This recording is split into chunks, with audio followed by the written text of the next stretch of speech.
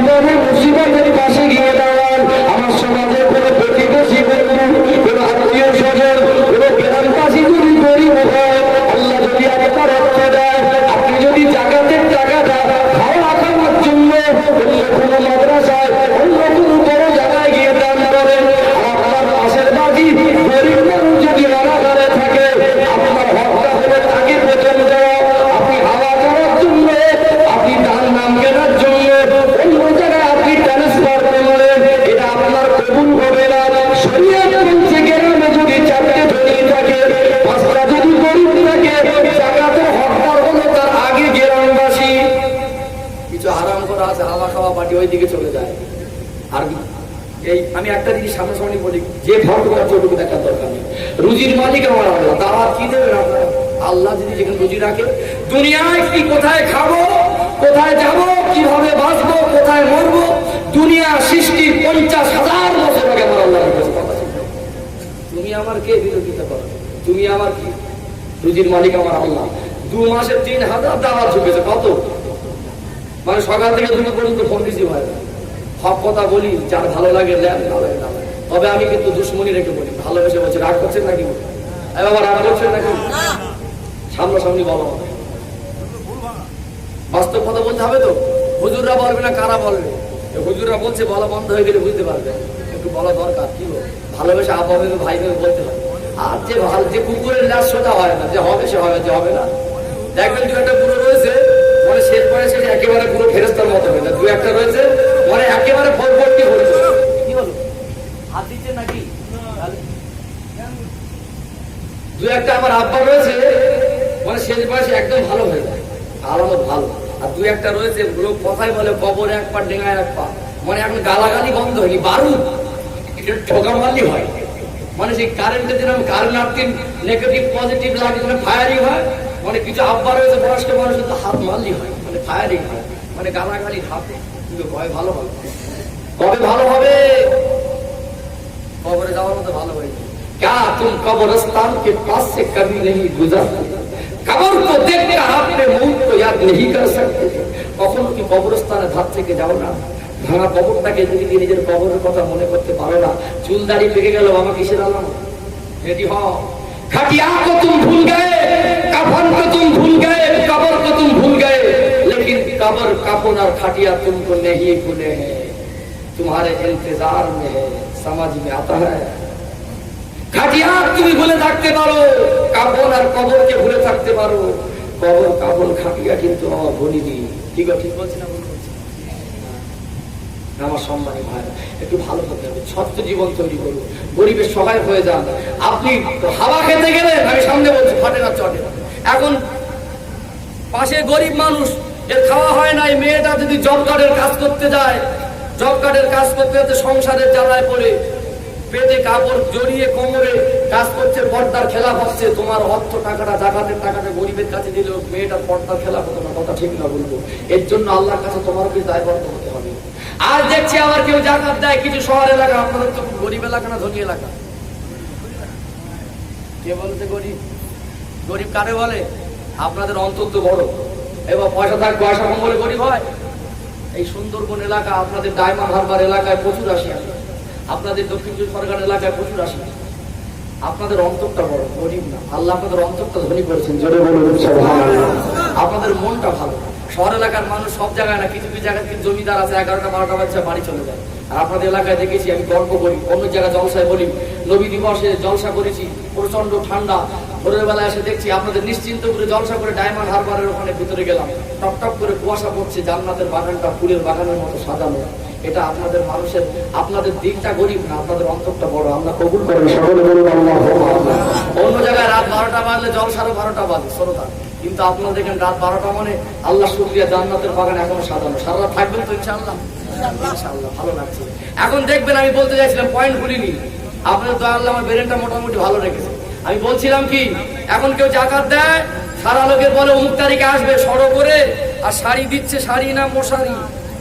নিজের স্ত্রীর শাড়িটা দামি, নিজের মেয়ের কাপড়টা দামি, আর গরিব বলে জাকাত দিচ্ছ। তোমার 50টা শাড়িকে কিনতে বলেছিল, তুমি 5টা শাড়ি ভালো দেখে মনের মতো কেন? অত ঠিক না বলবো? আবার জাকাত দিচ্ছে, ভিডিও ক্যামেরা হচ্ছে, তুমি একটা গরিব মানুষের 2 টাকা সাহায্য করছো, গোপনে তার বাড়ি পৌঁছে দাও, তার দিকটা খুশি হয়ে গেলে আমার আল্লাহ খুশি হয়ে যায়। জোরে বল, দিলগুলো হয় না? ও আবার 2 টাকা ছাড়িয়ে দেবে মশারির মতো, আবার ফটো করে ভিডিও পোস্ট করছে, জাকাতের টাকা দিচ্ছি। বাবা গোনা হবে না? কি হবে? মুসলমানের সহায় হন।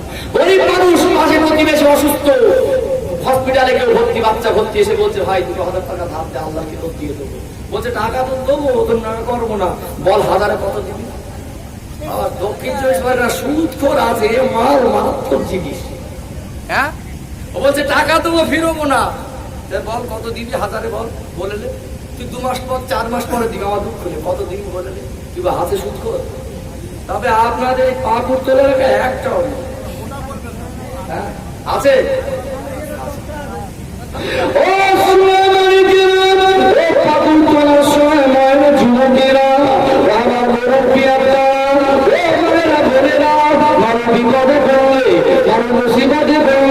মুসলমান যদি ভাসে পরিপূর্ণ মুসলমান, মানুষের বিপদে মুসিবতে তার পাশে গিয়ে দাঁড়ায়, তাকে সাহায্য করে, মুসলমানের হক আদায় করে, আমার আল্লাহ খুশি হয়ে যাবে।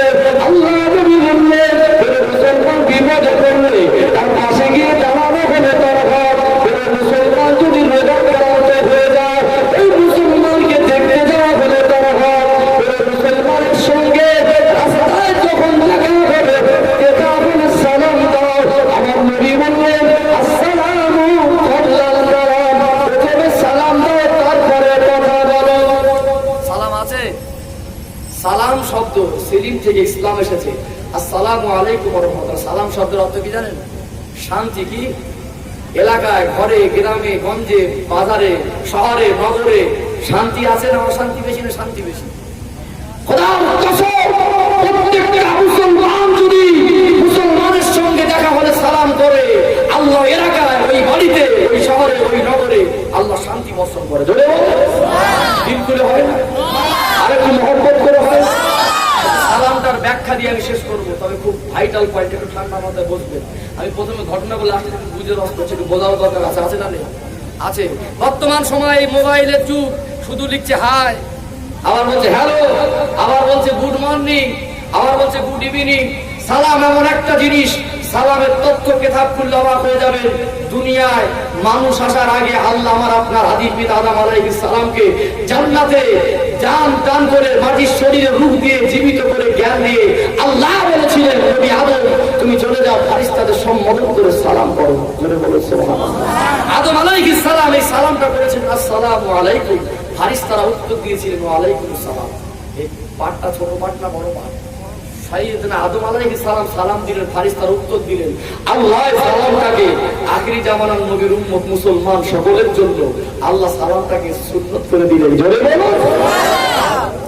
নবী বললেন আগে সালাম দিলে আল্লাহ তার প্রতি বেশি খুশি হয়। আরেকবার জোরে বলেন সালাম দিতে হবে। আসসালামু আলাইকুম এর বাংলা মানে কি জানতে হবে তো নাকি? আল্লাহ আপনাদের প্রতি শান্তি বর্ষণ করে। ওয়া রাহমাতুল্লাহি ওয়া বারাকাতুহু, এই শব্দটা আদম নবী জান্নাতের ভিতরে দুটো শব্দ বলেন, এটা আমার নবী বাড়িয়ে বলেছেন। জোরে বলুন সুবহানাল্লাহ। আসসালামু আলাইকুম ওয়া রাহমাতুল্লাহি ওয়া বারাকাতুহু এর বাংলা মানে আসে আল্লাহ আপনাদের প্রতি শান্তি, রহমত, বরকত নাজিল করে। কত বড় দোয়া, কত বড় দোয়া।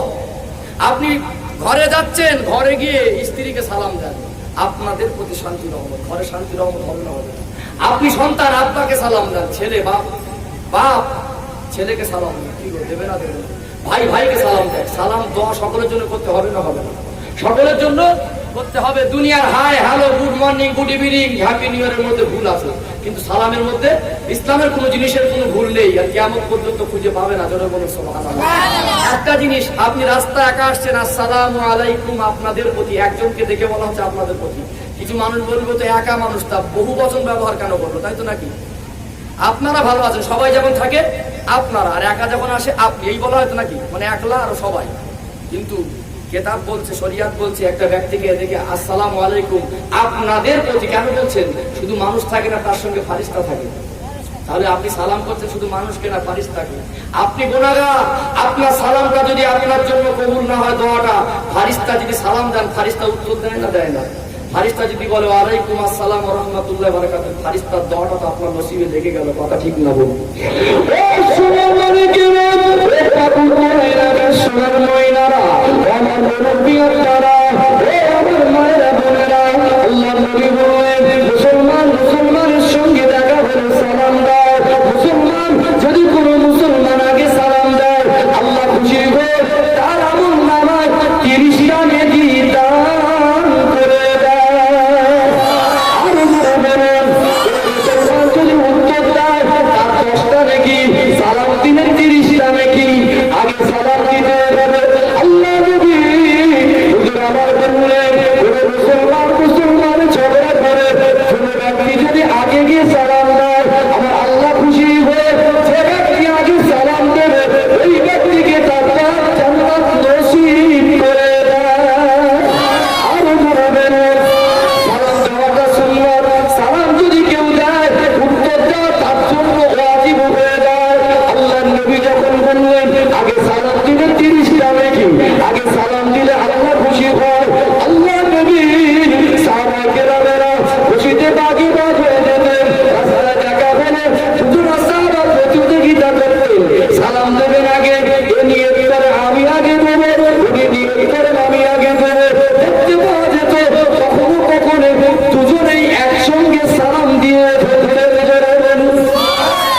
নবী পাককে দেখে দূরের থেকে সালাম দেওয়া বেয়াদবি, তাই তো নাকি? আল্লাহর নবী সাহাবারা মনে নিয়ত করে বেরোতেন, হুজুরকে আগে কি সালাম দেবো।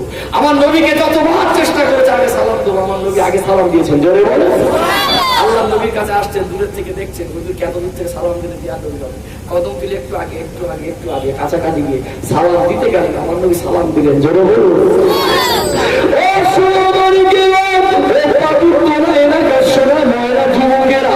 আমার মুরব্বী আপনারা মায়েরা, আল্লাহর নবীর একজন সাহাবা মনে নিয়ত করলেন, হুজুরকে যতবার নিয়ত করেছি আগে সালাম দেব, আগে দিতে পারি নাই, হুজুর আমার আগে সালাম দেওয়ার নিয়ত করেছে আজকে দয়াল নবীর পিছন থেকে যাব। হুজুর যেদিকে ফিরে থাকবেন ওই সামনে থেকে যাবে না। আল্লাহ নবী পিছন থেকে এসে আল্লাহ নবীকে আগে সালাম দেবে। আল্লাহ নবী মাথা মোবারক এক করে বসে আছেন, আল্লাহ নবীর ওই সাহাবী পিছন থেকে আসছে, আমার নবীকে সালাম দেবে। আমার নবীকে আগে সালাম দেওয়ার নিয়ত করেছেন। আল্লাহ নবীর অনেকটা পিছনে একটা করে কদম করে, পায়ের শব্দ করে না, একটা করে কদম করে মনে মনে ভাবে একটু আগে যায়।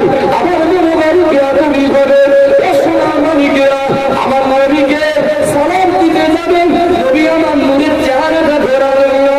আল্লাহ নবী ওই সাহাবীকে সালাম দিয়ে দিলেন। জোরে বলা যায় না?